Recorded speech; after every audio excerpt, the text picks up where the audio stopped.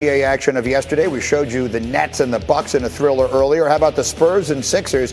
Battled all the way to overtime. Tied with 6 seconds left in the OT. Joel Embiid misses, but Ben Simmons has just enough time for the tip-in. Just like that, the Sixers win it, 113-111. Meanwhile, in Boston last night, the Celtics lost their two All-Stars on one play.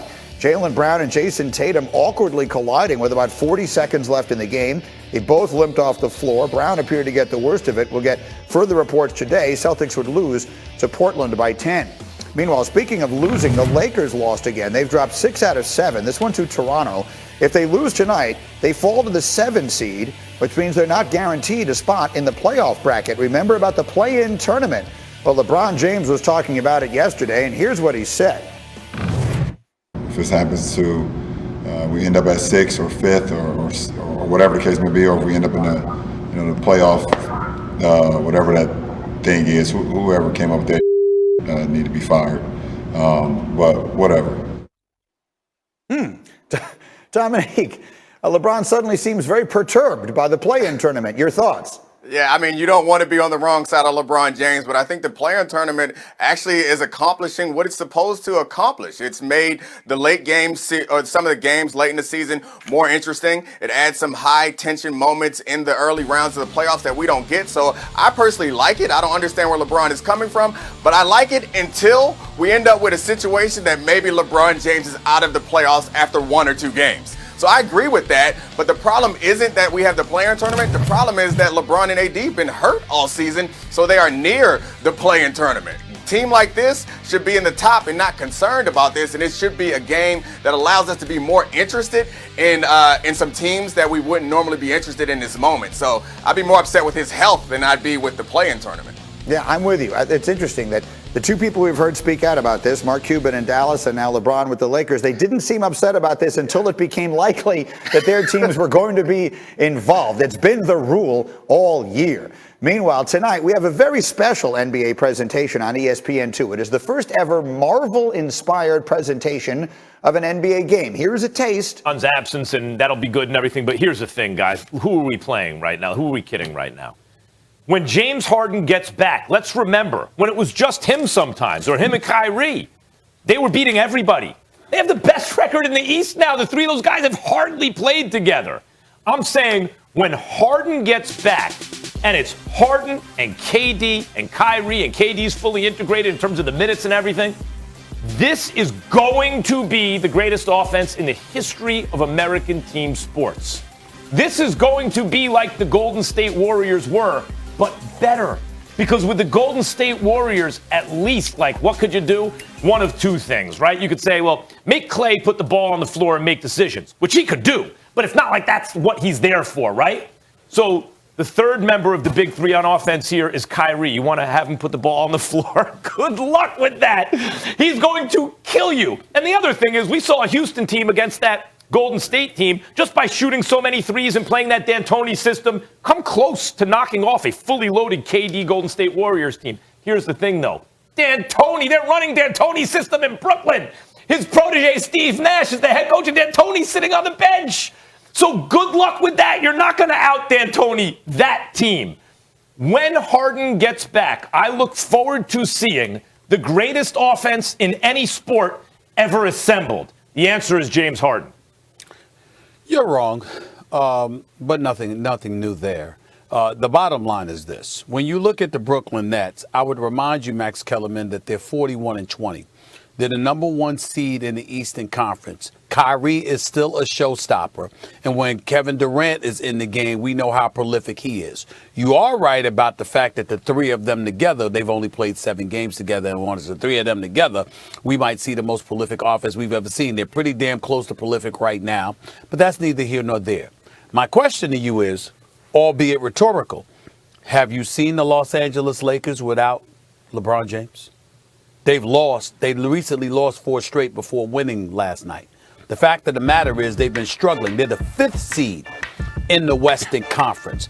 And actually, Max Kellerman, to some degree, it's almost because of the greatness we anticipate from the Brooklyn Nets that we need to see LeBron out there. Why? Because AD was gone. he was gone for 2 months after irritating his calf. And we wondered about his health, and obviously he came back rusty, but he'll be fine. And then you acquired Andre Drummond.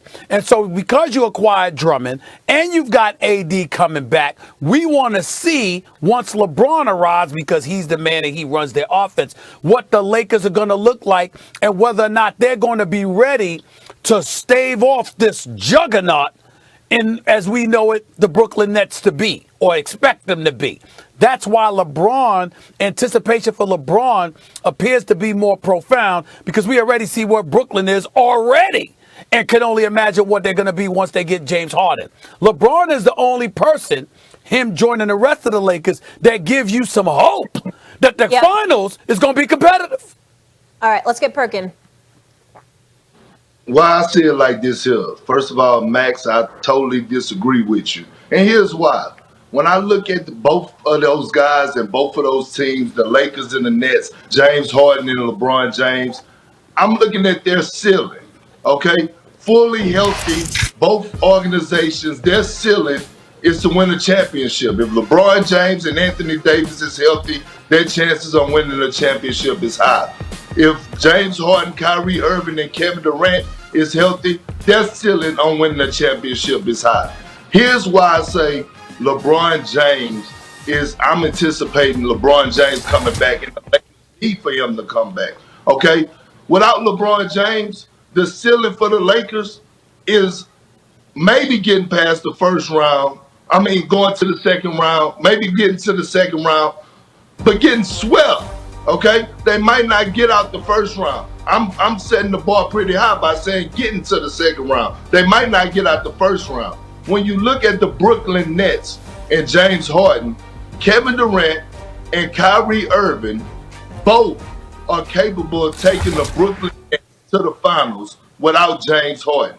Are they capable of winning the championship without James Harden? No. But they're capable of taking their team, and their ceiling is going to the finals. When you look at the Los Angeles Lakers, I'm like, if LeBron James would have been missing for the whole part of the season, they might have been in the lottery. So right now, LeBron James has to come back because they have to build chemistry. This is not their team from last year. You have Ben McLemore. You have Andre Drummond, who's only played about 10 games in a Laker uniform. Anthony Davis coming back off an injury. Frank Vogel has to figure out his rotations. At least the Brooklyn Nets, the role players have now found their way. Joe Harris knows his role. He knows how to play off of Kyrie Irving. He knows how to play off of Kevin Durant. He knows how to play off of James Harden. So I'm anticipating LeBron James. Look, you guys are answering a different question. Is it whose return is more important for their team? Yes, I agree. What are the Lakers going to do without LeBron? The answer is nothing. What do we really need to see when LeBron gets back? Can Schroeder do Rondo in the playoffs, right? And we know they're defending champs. We know if they get it all together, they have a good chance to get out of the West. This is what I'm saying. We have a chance to see something we've never seen before in any sport. In any of the Peyton Manning Colts offense back, they would just think of a great juggernaut kind of offense in any sport, not like this Nets team. You bring up Joe Harris. Joe Harris is the greatest shooting fourth option in the history of basketball. Joe Harris takes 6-7 threes a game and hits almost 50% of them. Think about the death lineup in Golden State, right? So that was Steph and Clay and Harrison Barnes and Iguodala and Draymond, right? How do you like this death lineup? Because instead of Iguodala shooting the three, it's Joe Harris, one of the best three-point shooters we've ever seen. And otherwise, you have three MVP caliber players on the same team offensively, can all get their shots at historically great levels, can all score from anywhere, three-point range, mid-range, free throw line, in the paint, historically great levels. You don't want to see that? The more you're talking, this is why we don't like listening to you talk basketball. Because what you're saying, Max, is this. This is exactly why. Because what you're saying, I'm beating you in the debate. Let me finish. You couldn't if you prayed to. If you prayed to, you could do it. Here's the point, Max. The point is this. You sit up there and you seem like somebody who would be completely satisfied seeing the Brooklyn Nets play by their damn self. We want competition. We don't want to just sit up there. sure. We don't want to just sit up there and see like a damn virtual layup line or some and one game or something like that. We want to see competition. We want to see you go up against a monster. Two monsters going up against what you got.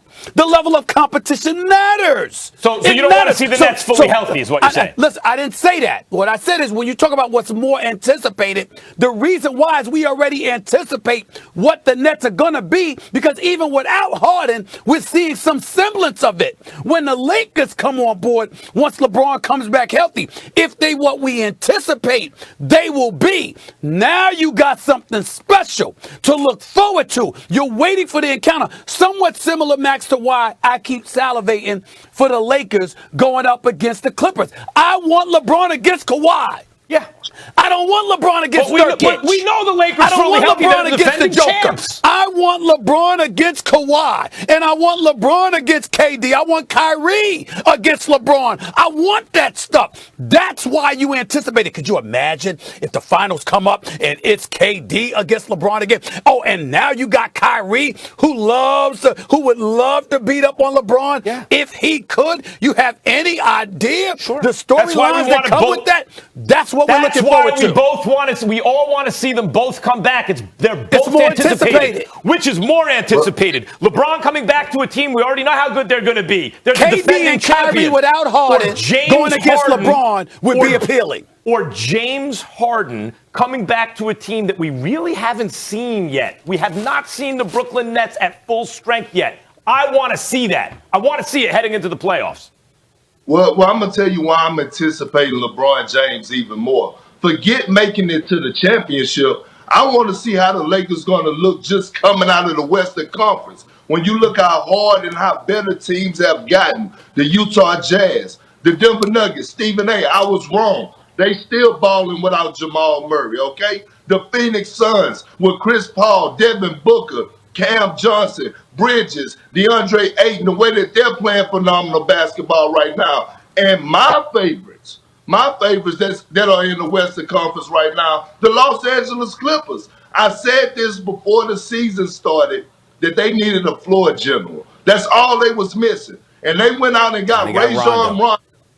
Oh, the guy that they took from the Lakers. The Lakers didn't sign him back. They took him for granted. And since the Clippers got Rondo, they have been a completely different team. Hell, not just the team. Paul George has been a completely different player. That's the Rondo effect. Reggie Jackson. So I'm anticipating the Lakers and the Clippers meeting up in somewhere in the Western Conference before we even think about the finals. And this is why I'm anticipating LeBron James getting back, because I want to see that matchup. Hey, Max, you want to faint, Max? You want to